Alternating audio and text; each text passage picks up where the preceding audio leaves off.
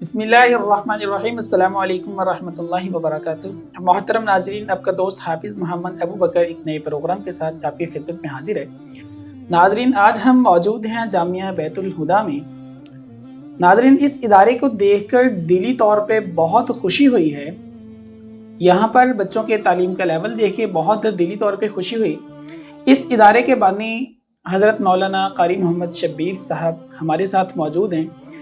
ناظرین، ادارے کو دیکھ کر پتہ چلتا ہے کہ حضرت کی محنت اور اس حضرت کی لگن بہت زیادہ ہے، اور ہماری دعا ہے اللہ پاک حضرت کو ان کی محنت کا بہترین اجر عطا فرمائے۔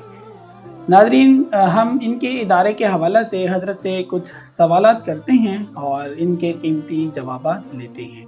آئیے اپنی گفتگو کا آغاز کرتے ہیں۔ جی، السلام علیکم ورحمۃ اللہ۔ وعلیکم السلام ورحمۃ اللہ وبرکاتہ۔ جی حضرت، کیسے ہیں آپ؟ جی اللہ کا شکر ہے، آپ ٹھیک ہیں؟ الحمدللہ۔ حضرت جی، سب سے پہلے تو آپ کا بہت شکریہ کہ آپ نے اپنا قیمتی وقت ہمیں دیا، اور ہماری دعا ہے کہ اللہ پاک آپ کو آپ کی محنت کا بہترین اجر عطا فرمائے۔ مسجد دیکھی ہے، بچوں کی کلاسز دیکھی ہیں، ماشاءاللہ دلی طور پہ بہت خوشی ہوئی ہے۔ تو حضرت جی، اسی ادارہ کے حوالے سے ہم آپ سے کچھ سوالات کرتے ہیں اور آپ اپنے قیمتی جوابات ہمیں دیجیے۔ جی ضرور۔ اچھا حضرت جی، سب سے پہلے تو ہمارا سوال یہ ہے کہ آپ نے اپنے ادارے کی بنیاد کب رکھی اور کس سوچ کے تحت آپ نے اس ادارے کی بنیاد رکھی؟ بسم اللہ الرحمن الرحیم۔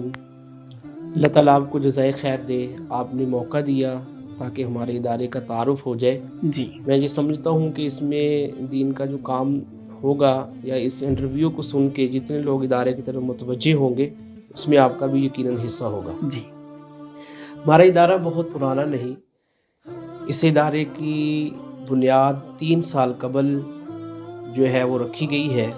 الحمدللہ اس سے پہلے بھی ادارے بہت کام کر رہے ہیں اور ایک سے ایک بڑھ کر کام ہو رہا ہے، لیکن ہم نے بیت الہدا کے نام سے جو کام شروع کیا ہے، اس میں ہماری خاص اغراض ہیں۔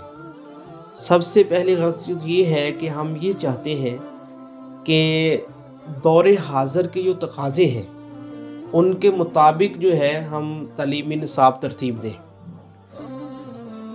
اگر ہمارے پاس بچہ دینی تعلیم حاصل کر رہا ہے تو اس کے ساتھ ساتھ دنیاوی تعلیم میں بھی وہ پیچھے نہ ہو کسی سے، اور ہماری تمنا یہ ہے کہ ہمارے ادارے سے فاضل التحصیل جو طالب علم ہو، وہ جب ادھر سے جائے، کسی مسجد میں جائے، کسی ادارے میں جائے، کسی بھی شعبے میں جائے، اس کے پاس اتنے فنون ہوں کہ وہ کما کر خود بھی کھائے اور دوسروں کی خدمت بھی کر سکے، اور اس کے ساتھ ساتھ دین کی خدمت بھی۔ مثلا ایک ہمارا طالب علم فارغ ہو جائے، عالم بن جائے، قاری بن جائے، کسی مسجد میں امام ہو، بجائے اس کی کہ وہ دوسروں پہ نظر رکھے، مجھے یہاں سے سیلری ملے گی، میں اپنے گھر کا نظم چلاؤں گا، ہم یہ چاہتے ہیں کہ ہم اس کو عربی پڑھائیں، انگلش پڑھائیں، کمپیوٹر سکھائیں، اس کے ساتھ ہماری طب کی ورکنگ جاری ہے، طب سکھائیں، اور کم از کم ڈسپینسر تک جو ہے ہم اس کو ایلوپیتھک میں بھی لے کے چلیں، ہومیو کے کورس ہوں، مختلف فنون سے اس کو آراستہ کریں، تاکہ وہ جائے مسجد میں نماز بھی پڑھائے، نمازیوں کی خدمت کرے، وہ اعلان کرے کہ اس مسجد میں میرا اگر کوئی نمازی ضرورت مند ہے، اس کو گھبرانے کی ضرورت نہیں، وہ فوری میرے ساتھ رابطہ کرے۔ ہم یہ چاہتے ہیں، اس لیے ہم نے اس ادارے کو قائم کیا ہے۔ ماشاءاللہ حضرت جی، آپ کی سوچ تو بہت اچھی ہے، اور ہماری دعا ہے اللہ پاک آپ کو کامیابی اور کامرانی عطا فرمائے۔ اچھا حضرت جی، اس کے بعد ہمارا سوال آپ سے یہ ہے کہ ہم نے آپ کا ادارہ دیکھا ہے، اور آپ نے ہمیں بتایا کہ ہمارے ادارے میں بچوں کو حفظ بھی کرایا جاتا ہے، سکول کی تعلیم بھی دی جاتی ہے، اور اس کے ساتھ میں عربی لینگویج اور انگلش لینگویج کا بھی کورس بھی کروایا جاتا ہے۔ تو حضرت جی، ہم نے دوسرے مدارس دیکھے ہیں کہ وہاں پر بچوں کو صرف حفظ کی تعلیم دی جاتی ہے اور شعبہ کتب ہوتا ہے، درس نظامی جس کو ہم کہتے ہیں۔ تو حضرت آپ کے اندر یہ سوچ کیسے پیدا ہوئی کہ بچوں کو عربی لینگویج کورس بھی ہونا چاہیے، بچوں کو انگلش کی تعلیم بھی دی جانی چاہیے؟ آپ کے اندر یہ سوچ کیسے پیدا ہوئی؟ جی یہ بہت اچھا سوال ہے۔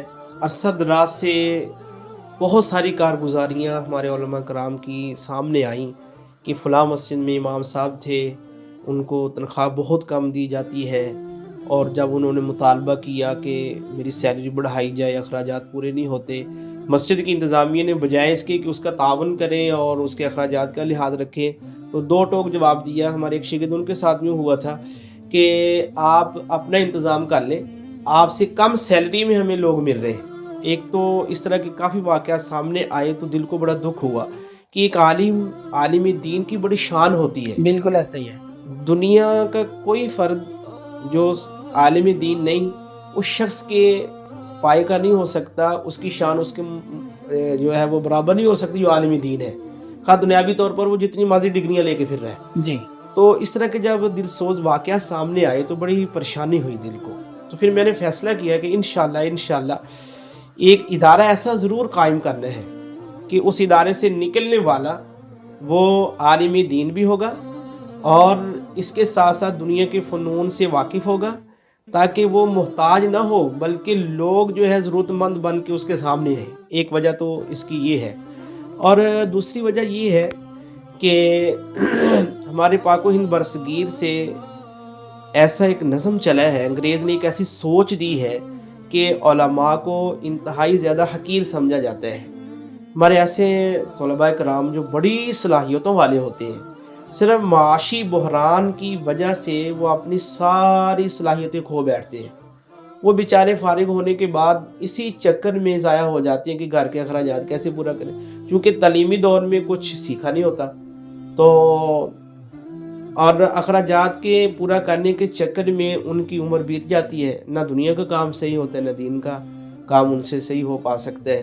تو اس لیے پھر میں نے فیصلہ کیا کہ ہم انشاءاللہ ایک ایسا ادارہ بنائیں گے جس سے ہمارے طلباء کی صلاحیتیں جو اجاگر ہوگی. اور آپ کو ایک بات بتاؤں, تجربہ یہ ہوا ہے کہ ہمارے جو بچے ادھر پڑھتے ہیں یہ اتنے قابل ہیں جس کے سینے میں اللہ کا قرآن آ جاتا ہے. بالکل ایسا ہی ہے. اللہ پاک ایسی صلاحیت دے دیتے ہیں, یہ دنیا کمانا تو اس کے بائیں ہاتھ کا کھیل ہے, یہ تو مسئلہ ہی نہیں اس کے لیے.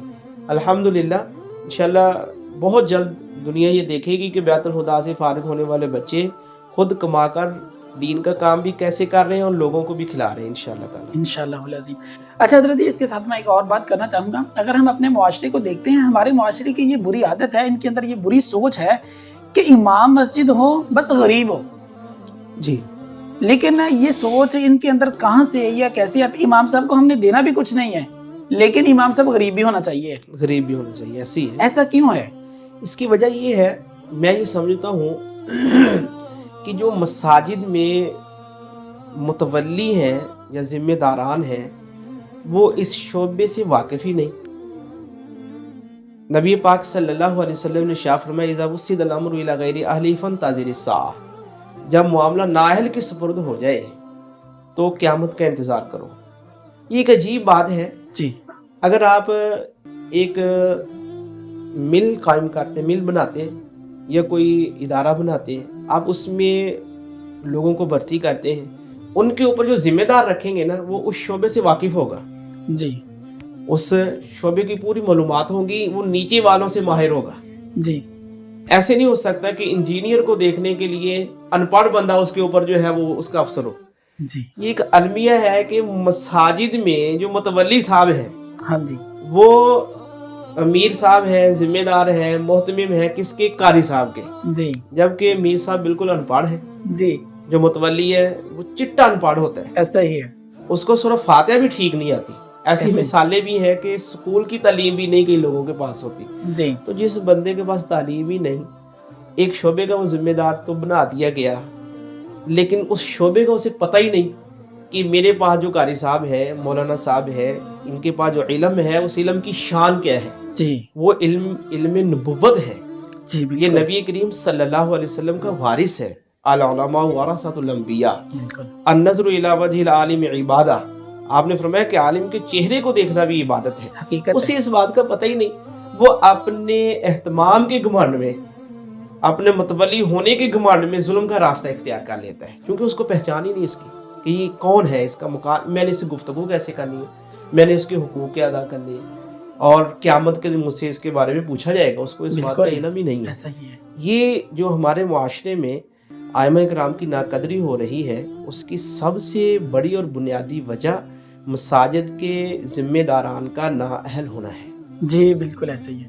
اچھا حضرت, یہ آپ کے ادارہ کے حوالے سے ہمارا آپ سے یہ سوال ہے کہ آپ کے ادارے بیت الہدا میں داخلے کے لیے بچے کی عمر کتنی ہونی چاہیے ہے اور اس کی کیا کیا شرائط ہے؟ جی جی، ہمارے چونکہ مختلف شعبہ جاتے ہیں. پہلا شعبہ ہمارا شعبہ حفظ ہے. شعبہ حفظ میں داخلے کے لیے ہمارے ہاں 3 شرائط ہیں. جی. پہلی شرط یہ ہے کہ بچہ ناظرہ قرآن پاک پڑھا ہو، اور دوسری شرط یہ ہے کہ بچہ پرائمری پاس ہو، جی. اور تیسری شرط یہ ہے کہ بچے کی عمر 11 سے 13 سال ہو. جی. 11 سے بہت چھوٹا بھی نہ ہو، 13 سے بڑا بھی نہ ہو، تاکہ بچوں کی کلاس ہم عمر بچے ہوں اور ان کی تربیت میں پھر اسے کے اعتبار سے آسانی رہتی ہے. یہ 3 شرائط شعبہ حفظ میں داخلے کے لیے ہیں. اس کے بعد ہمارے ہاں دوسرا شعبہ جو ہے وہ حفاظ عربی ہے. حفاظ عربی کا مطلب یہ ہے کہ ہم بچے کو اس لیول پہ عربی پڑھاتے ہیں کہ بچہ عربی بول سکتے ہیں، عربی سمجھ سکتے ہیں، عربی میں بیان کر سکتے ہیں، درس قرآن دے سکتے ہیں، عربی کتابوں کا مطالعہ کر سکتے ہیں.